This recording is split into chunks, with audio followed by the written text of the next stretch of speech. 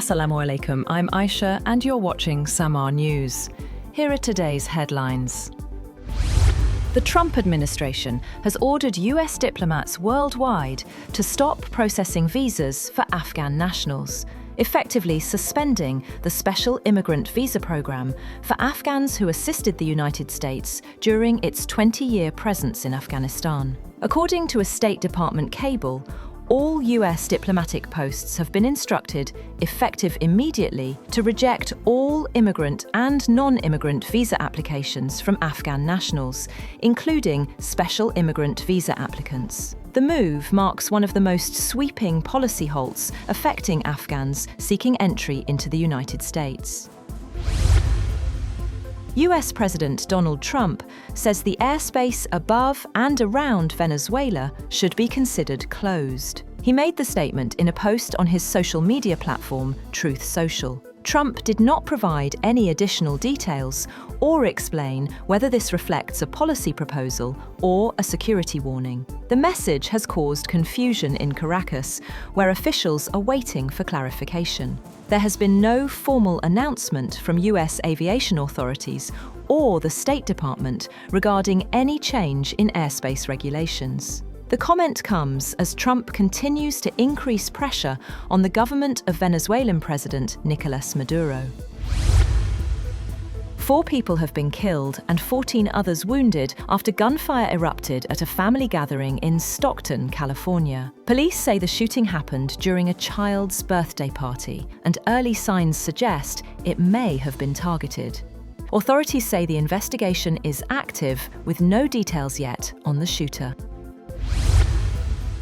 North Korean leader Kim Jong-un has emphasized the Air Force's role in strengthening the country's nuclear war deterrence. He made these remarks during celebrations for the Air Force's 81st anniversary, where he appeared alongside his young daughter. Photos show Kim inspecting unmanned aircraft, mobile missile launchers, and other military equipment. Meanwhile, a Ukrainian intelligence official says North Korea has begun mass production of small, short-range FPV drones, as well as larger, medium-range battlefield attack drones.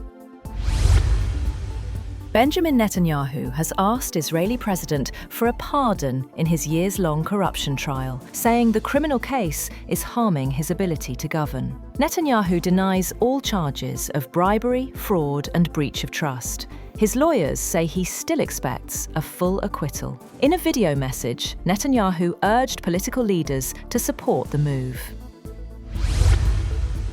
The death toll from devastating floods and landslides on Indonesia's Sumatra island has risen sharply to 303. The new figure is a major jump from the previously reported 174 deaths. Cyclone-driven torrential rains have battered Indonesia, Malaysia, and Thailand for a full week, with a rare tropical storm forming in the Malacca Strait.